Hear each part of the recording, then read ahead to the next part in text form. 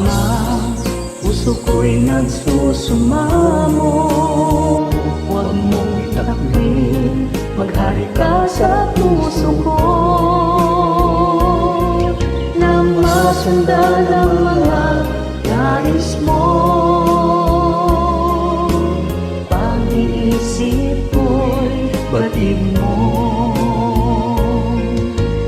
pag-ilos ko'y kitang-kita mo.